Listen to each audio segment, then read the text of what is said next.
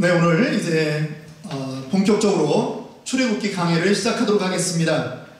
오늘 출애굽기 강해 두 번째 시간입니다. 하나님의 편에 서라 라고 하는 제목으로 말씀 나눕니다. 우리 한번 따라하겠습니다. 하나님의 편에 서라. 하나님의 편에 서라. 하나님의 편에 서라. 하나님의 편에 서라. 출애굽기라고 하는 책이 이제 우리가 강해하면서 살펴봅니다. 출애굽기 어디로부터 나왔다라고 하는 말입니까? 애굽으로부터 나왔다라고 하는 말입니다. 애굽을 탈출한다, 엑소더스라고 하는 거죠. 그런데 이 이야기는 사실은 단지 출애굽기 이 한 권에만 나오는 그러한 이야기가 아니에요. 성경 전체의 이야기가 사실은 출애굽기라고 하는 것입니다. 죄로부터 벗어나는 것이에요. 이 땅의 삶에서 벗어나는 것입니다. 탈출하는 것입니다. 홍해를 건너듯이 그렇게 건너는 것, 구원의 역사. 그래서 하나님이 원하는 그 가나안 땅에 들어가듯이 이제 신약 백성들에게 우리는 하나님이 원하는 그 땅으로 건너가는 것, 그것이 바로 오늘 우리가 살펴보고자 하는 이 출애굽기의 내용이며 성경의 전체적인 내용이라고 하는 것이죠. 애굽은 죄를 상징합니다. 애굽은 세상을 상징합니다. 이스라엘 백성은 그곳에서 노예로 살았습니다. 힘들게 살았습니다. 하나님이 그들을 이끌어서 하나님의 약속하신 땅, 젖과 꿀이 흐르는 땅, 가나안 땅으로 인도하시는 여정이 출애굽기의 핵심인 것입니다.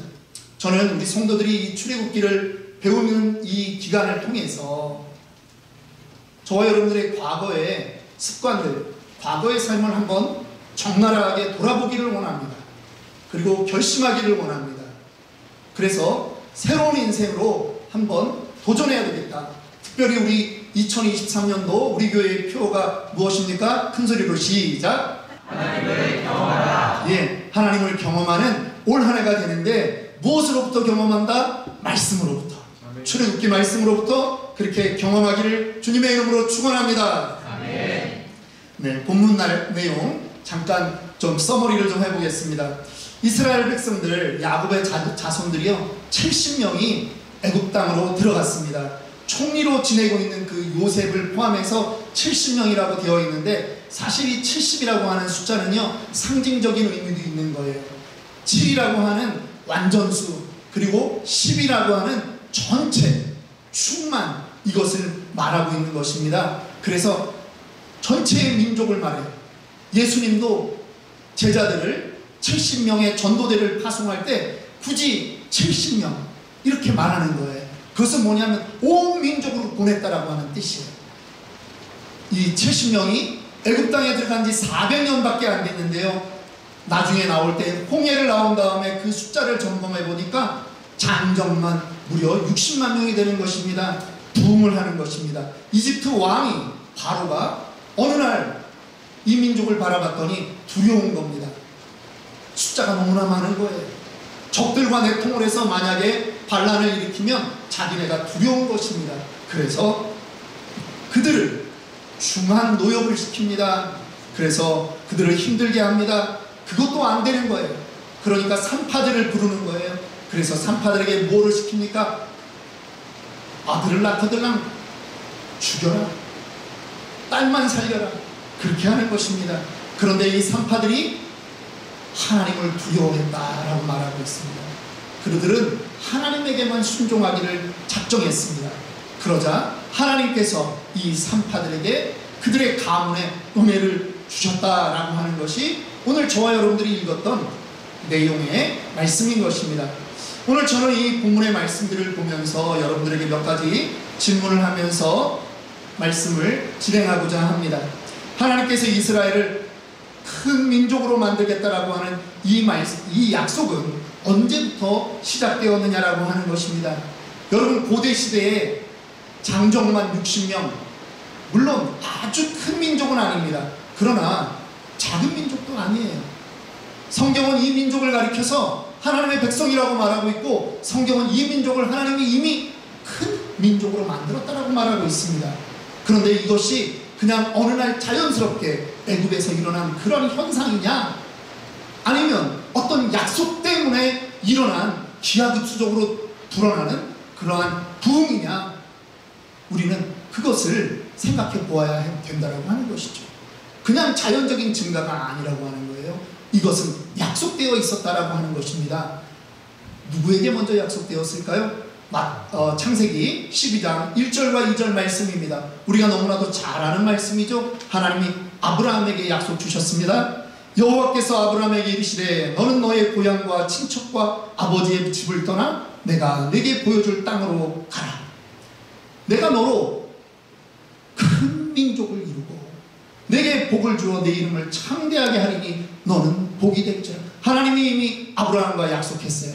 내가 너의 후손을 통해서 큰 민족을 이루겠다. 이미 약속했습니다. 그리고 하나님이 신실하게 그 약속을 지켜나가시는 거예요. 아브라함은 지금 요때 아들도 하나 없어요. 민족은 꿈을 꿀 수도 없는 그러한 상황인데 어떻게 큰 민족이라고 하는 걸 꿈을 꾸겠습니까? 그런데 하나님이 아브라함에게 약속을 주는 거죠. 야, 네가 재물을 나에게 지금 각을 떠서 준비하고 있어라. 그러면 내가 너에게 또 임할 것이다. 창세기 15장 13절 14절에 하나님이 아브라함에게 이제 임하셔서 말씀합니다. 너는 반드시 알라. 반드시 알라. 내 자손이 이방에서 객이 되어 그들을 섬기겠고 그들은 400년 동안 내 자손을 괴롭히리니 그들이 섬기는 나라를 내가 징벌할지며 그 후에 내 자손이 큰 재물을 이끌고 나오리라. 하나님은 지금 그곳이 애굽이라고 말씀은 안 하셨어요. 그런데 그곳에서 이스라엘 백성들이 어떻게 살 것이며 얼마나 오래 살 것인지를 다 하나님은 말씀하셨습니다. 그리고 정말 400년의 시간 이스라엘 백성이 그곳에서 살고 이제 출애굽기 1장을 경험하게 되는 것입니다. 하나님은요 아브라함에게 큰 민족을 이루겠다라고 하는 그 약속을 직접 말씀하셨고 하나님은 횃불이 돼서 그 각을 떠놓은 짐승 사이를 하나님이 지나가셨다라고 하는 것입니다. 여러분, 이 쪼갠 고기 사이로 불이 지나갔다 혹은 약속을 했다라고 하는 것, 이거는요 참 중요한 의미가 있습니다. 제가 예전에 중국 그 역사를 공부할 때 고대 시대에는 이런 전통이 있었습니다. 사마광이라고 하는 사람이 쓴 통담이라고 하는 아주 고대 역사서가 있습니다. 그런데 그 고대 내용, 춘추 전국시대 이야기를 보면요 동맹이 그렇게 많아요. 그런데 동맹을 맺을 때 어떻게 하는지 아십니까? 서로 이야기를 하지만 그 옆에 말이 있으면 그 말을 장수로 하여금 목을 베게 하는 거예요. 말에서 피가 팍 튀는 겁니다. 말이 쓰러집니다. 버지럭거립니다. 경련을 일으키는 것입니다. 그런데 그 말에 그 피를 두 왕이 자기네들의 입술에 그 피를 묻히는 것입니다. 때로는 술을 가져다가 그 피를 담아서 서로 나눠 마십니다. 보약이 아니에요. 우리 둘 중에 누가 약속을 어기면 이렇게 죽게 된다라고 하는 거예요. 지금 말은 그 옆에서 피를 흘리며 부들부들 떨며 죽어가고 있는데 너와 나 사이에 맹세를 누군가가 어기면 이렇게 된다라고 하는 사인인 것입니다. 하나님이 아브라함에게 짐승의 각을 뜨고 그 사이를 지나가신 이유는 무엇입니까? 내가 이 약속을 신실하게 지키겠다. 여러분, 우리는 약속했는데 가끔 약속도 까먹어요. 사람은 약속을 잊을 때가 있어요. 지키지 못할 약속을 할 때도 있어요. 그런데 하나님이 내가 지킬게 라고 하는 것입니다. 그래서 지금 하나님이 이 이스라엘 백성에게 복을 주시는 거예요. 부흥하게 하시는 거예요. 자녀를 낳는데 유아 사망률이 그 높은 그 고대 시대에도 이 이스라엘 자손들은 계속 번창하는 거예요. 저는 여기서 다시 질문하고 싶은 겁니다. 하나님은 왜 이토록 자기의 약속에 집착하시는가? 하나님은요 심지어 우리에게 이러한 약속도 하셨습니다. 내가 너희를 구원할게. 내가 너희를 구원할게. 누구를 보내서? 우리가 3분 복음 메시지로 매번 외우고 반복하지만 예수 그리스도를, 죄 없으신 예수 그리스도를 우리에게 보내서 십자가에 달려 죽게 하심으로 내가 너희를 자녀 삼아 줄게. 하나님이 약속하시는 거예요. 여러분, 하나님이 왜 이렇게 하시는 거예요? 도대체 거짓말 못 하신다고. 그래요. 우리는 성경을 압니다. 하나님은 사람이 아니시니 인생이 아니시니 시건치 아니하신다. 거짓말하지 않는다. 예, 알겠어요. 그런데 약속을 안 하면 거짓말도 아닌 거 아니에요? 약속을 안 하면 나의 독생자를 죽이지 않아도 되는 거 아니에요? 그런데 왜 하나님은 이렇게 약속을 하시고 그것을 지키려고 그렇게 집착하시느냐라고 하는 것입니다. 오늘 이 자리에 계신 분들은 많은 분들이 이미 기혼자세요. 결혼하셨어요. 제가 여러분들의 과거를 어떻게 살았는지는 제가 잘 모르겠습니다.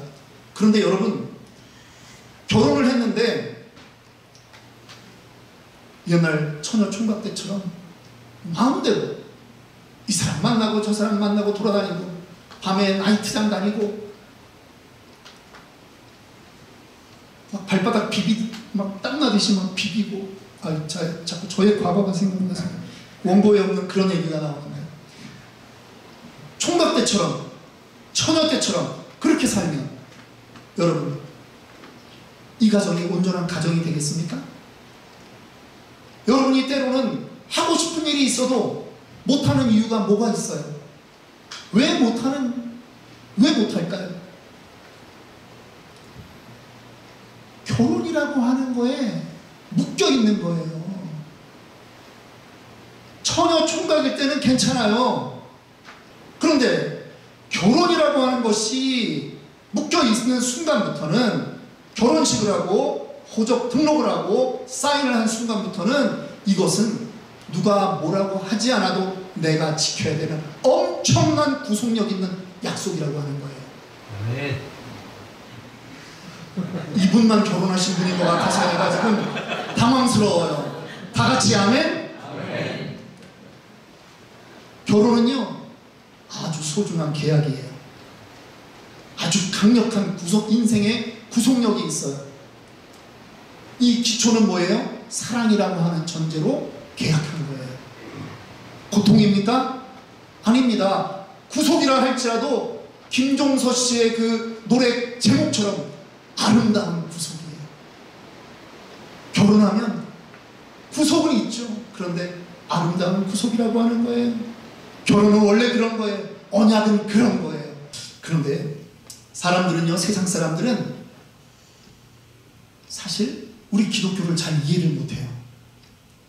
이렇게 얘기하는 거예요. 세상 사람들은, 야, 너희 기독교는 왜 너희만 유일하다고 말하냐? 너희 거만 믿어야지 왜 천국 간다고 말하냐? 왜 다른 종교처럼 관용이 없냐? 왜 옹졸하냐? 편협하냐?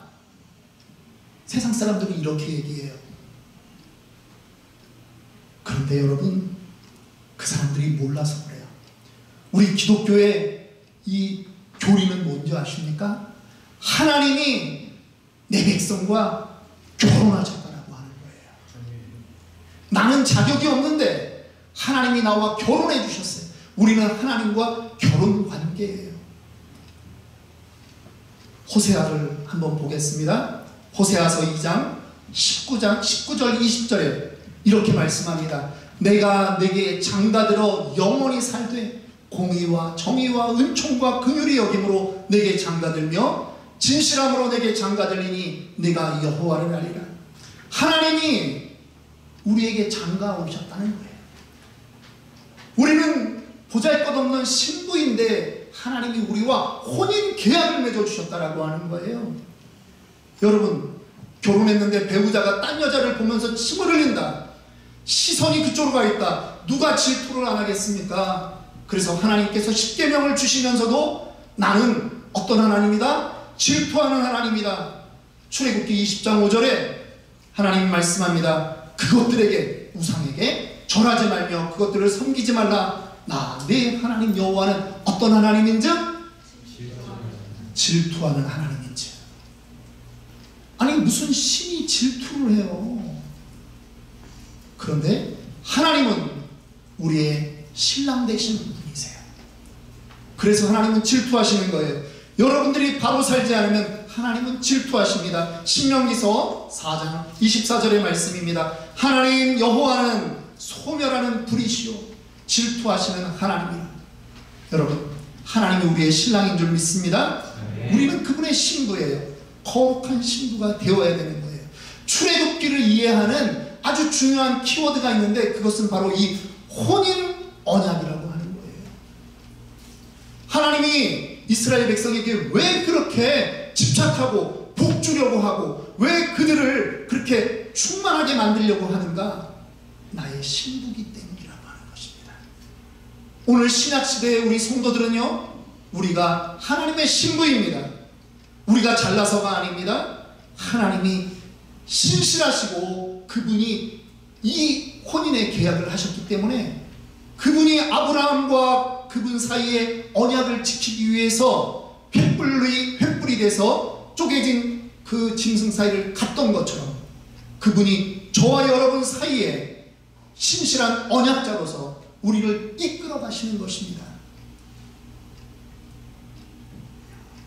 저는 저와 여러분들의 마음 가운데 나의 신랑 되신 그 주님 앞에 내가 모든 것을 내어 맡깁니다. 그렇게 결심하고 살아가는 우리 모두가 되기를 주님의 이름으로 축원합니다. 아멘. 이스라엘 백성들이요 400년 만인데 너무나 불안한 거예요. 번성했어요. 그런데요 사람들은 이스라엘 백성의 번성을 그다지 좋아하지 않습니다. 누가 그랬습니까? 이집트의 위정자들이 그랬습니다. 그들은요 왕조가 바뀌었어요. 반란이 일어나면서 다른 민족이 이집트 민족을 그 정치가들을 그 세력을 물러나게 했습니다. 그러니까 당연히 요셉이라고 하는 400년 전에 7년 대풍년과 7년 대흉년의 그 위기를 잘 넘어갔던 요셉을 모르는 사람이 왕이 된 거죠. 그러니까 그들의 눈에 이스라엘 민족은 소중하지 않은 민족이에요. 그저 노예일 뿐이에요. 그런데 숫자가 너무나 많은 거예요. 불편한 것입니다. 여러분, 이 땅에 살아가는 우리도 역시 마찬가지예요. 예수를 믿겠다, 더 열심히 믿겠다 작정할 때마다 우리에게는 핍박이 오는 것이 당연한 것입니다. 핍박은 성도에게 언제나 있는 것입니다. 오히려 핍박이 없다면 여러분 내가 잘못 살고 있는 것이 아닌가 그렇게 생각해 보아야 합니다. 바로가 공사 현장으로 이 이스라엘 백성들을 내몰아 버립니다. 비돔과 라암셋이라고 하는 그 두 도시를 건설하게 합니다. 또 피라밋을 건설하는 그 노역 작업에 이들을 보내게 되는 거죠. 너무나 고통스럽습니다. 그런데 고통 가운데도 이들의 숫자는 줄어들지 않는 것입니다. 그랬더니 이제 산파들을 불러서 아들이면 죽여라 말합니다. 이것을 보니까 제가 생각해보니까 인종청소, 세계 역사상 가장 최초의 인종청소인 거예요. 우리는 2차 대전 때도 유럽에서 유태인들이 얼마나 많이 히틀러에 의해 죽어갔는지 압니다. 인종청소. 그냥 그 민족이기 때문에 죽이겠다라고 하는 것입니다. 그런데요, 그 말을 들었던 산파들의 태도를 저는 오늘 여러분들하고 나누려고 하는 것입니다. 산파가 옛날에는 있었어요. 이 사람들이 대단한 높은 자리에 있는 사람들이 아닙니다. 옛날에는 그냥 다 그렇게 산파들이 있었어요. 자녀를 낳을 때 도와주는 거예요. 그리고 수고비로 얼마 정도 받는 그 정도 사람이에요. 그런데 그 사람들에게 명령하는 것입니다. 아들을 낳거든 죽여라. 명령하는 사람은 누구입니까? 천하의 3분의 1을 다스린다라고 하는 지금 그 이집트의 바로 왕이라는 거죠. 이 사람들은요, 바로 왕에게 순종하면 오히려 편할 수 있어요. 그런데 이 사람들에게 하나를 두려워하는 것이 있는데 그것은 무엇이냐? 하나님을 두려워하는 사람들이었다라고 하는 것입니다. 보이지 않는 하나님을 그들은 두려워했습니다.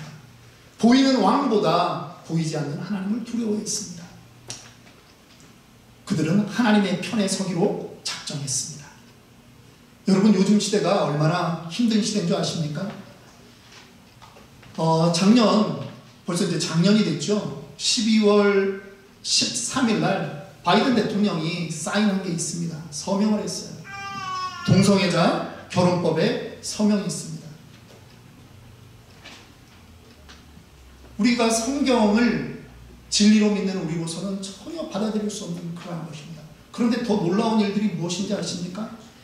이제는 이 성경을 함께 나누고 있는 기독교 교단 가운데서도 어떤 교단은 그게 세상의 추세다라고 받아들여야 된다라고 하는 그러한 곳들이 있다라고 하는 것입니다. 자기가 좋으면 좋은 대로 선택할 수 있는 권리가 있다라고 하는 것이죠. 목회자들과 무슨 상관이 있냐고요? 이제는요, 목사에게 누군가 와서 주례를 부탁하는데 동성애자라고 해서 목사가 신앙 양심상 난 이런 주례를 못하겠습니다라고 하면 이제 우리는 수를 당하게 된다라고 하는 거예요. 이제는 시대가 그런 시대가 되어버렸지 않습니까?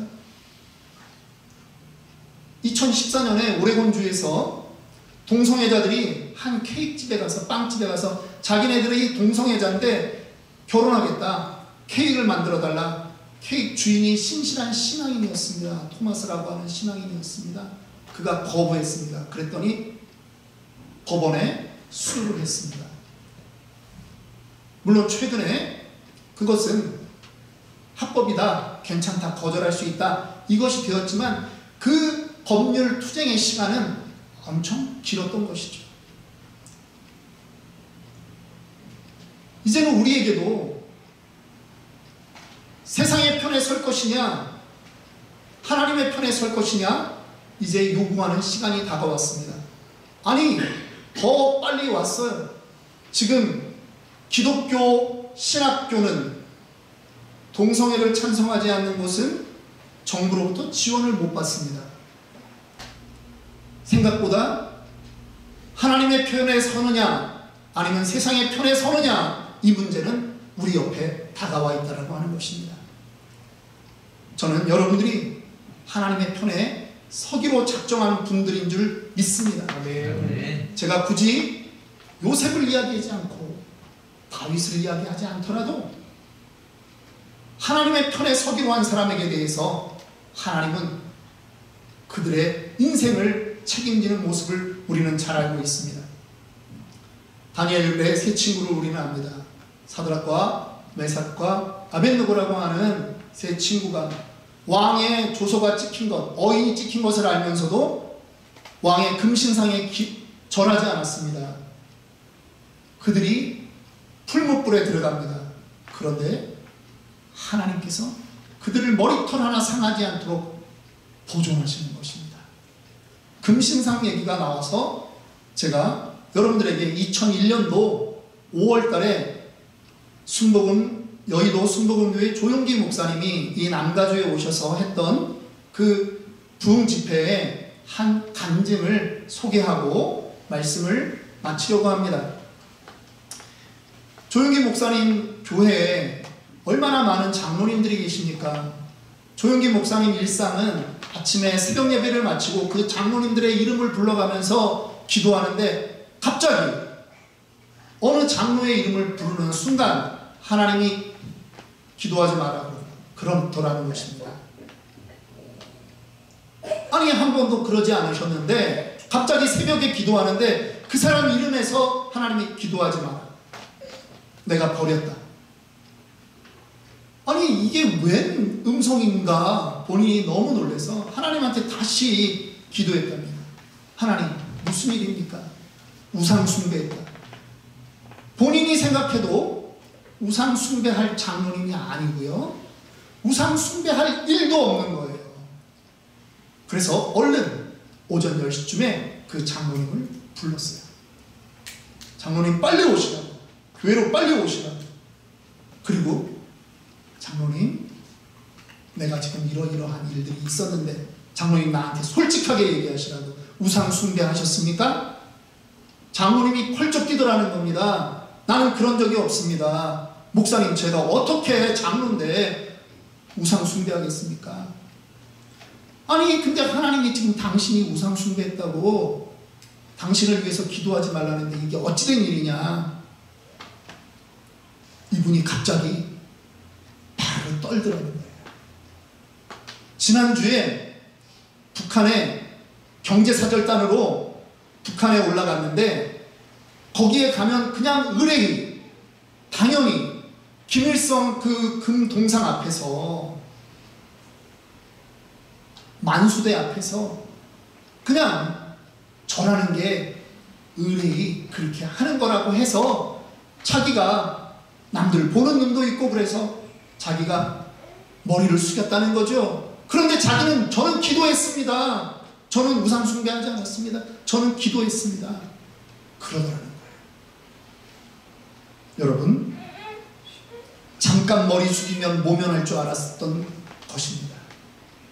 조용기 목사님 그 간증의 말미에는 정말 이 장로님이 사업이 그 건실하던 사업이 하나하나 무너져 나가고 나중에 끼니 걱정할 정도까지 되는데 하나님이 얼마나 우상 숭배를 싫어하시는지 자기가 뼈저리게 느꼈다라고 하는 그러한 말씀을 첨가하시더라고요.